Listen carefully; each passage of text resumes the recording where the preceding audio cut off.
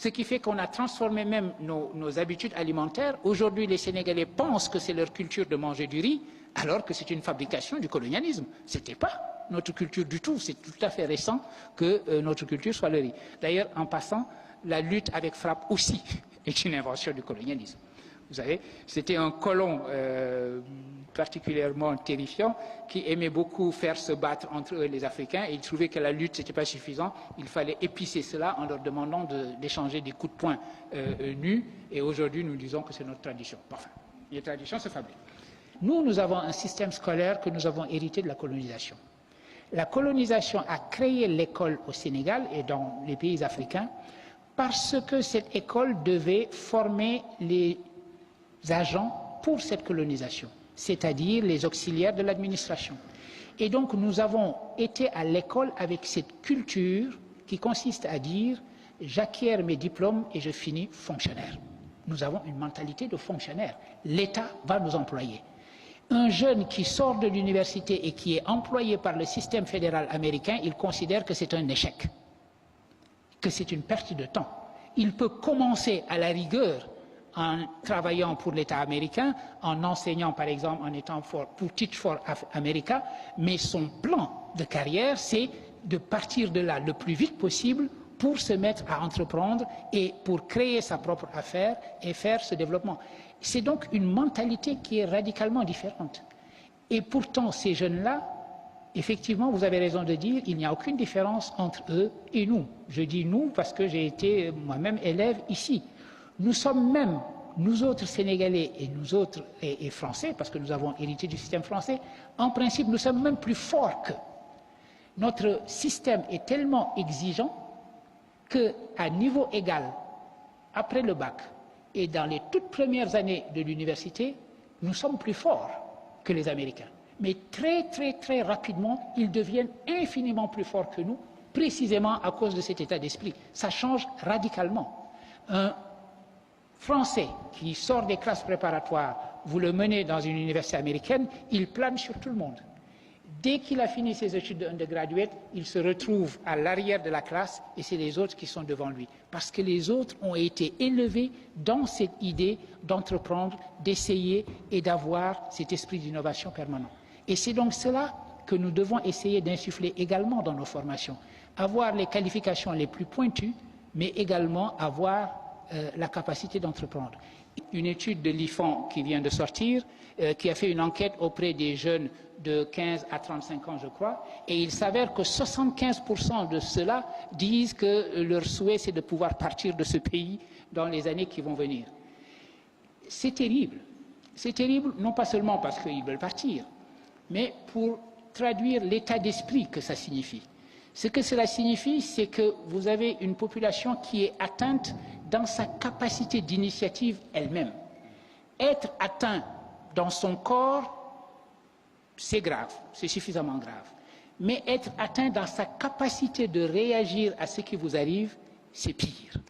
Et c'est ce que disait quelqu'un comme Aimé Césaire dans les années 56.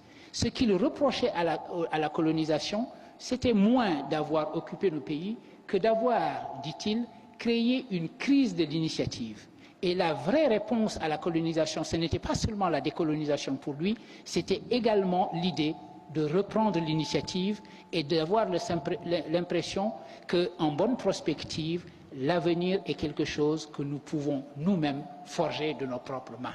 Et c'est cette idée qu'il s'agit de restituer à notre jeunesse. Et ici, Léopold Sédar Senghor va jouer également. Senghor va s'opposer de toutes ses forces pendant très longtemps à ce qu'il appelle la balkanisation, c'est-à-dire la fragmentation de l'Afrique. Vous le savez, vous l'avez lu dans vos livres d'histoire, à un moment donné, la France a trouvé que l'organisation la plus rationnelle de ses propres colonies, c'était de les regrouper en fédérations, deux grandes fédérations. La fédération de l'AEF, l'Afrique équatoriale française, et la fédération de l'AOF, l'Afrique occidentale française. Mais voilà que le moment où les indépendances commencent à se dessiner, la France décide que si elle décolonise, elle va décoloniser morceau par morceau. Elle va décoloniser les territoires de manière séparée et non pas la fédération. Senghor s'opposera de toutes ses forces contre cela. On dit que Senghor a été très tiède vis-à-vis de l'indépendance, qu'il n'était pas assez revendicatif. Vous savez, quand on y réfléchit, mais c'est une discussion que l'on peut avoir, quand on y réfléchit et qu'on lit attentivement les textes de Senghor, on se rend compte d'une chose. Dès 1946, il avait déjà parlé de l'indépendance. Il savait qu'elle était inéluctable.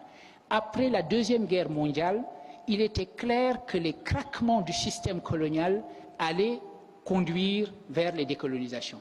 Il était donc clair qu'à un horizon plus ou moins éloigné, les indépendances allaient s'effectuer. Dès lors, ce n'était plus la priorité pour Senghor d'être indépendant en 56, en 58, en 60 ou en 62. La priorité pour lui était d'y aller ensemble. C'est-à-dire que dans le couple émancipation-unité, il fallait pour lui mettre l'accent sur le concept d'unité et l'émancipation, de toute façon, se ferait.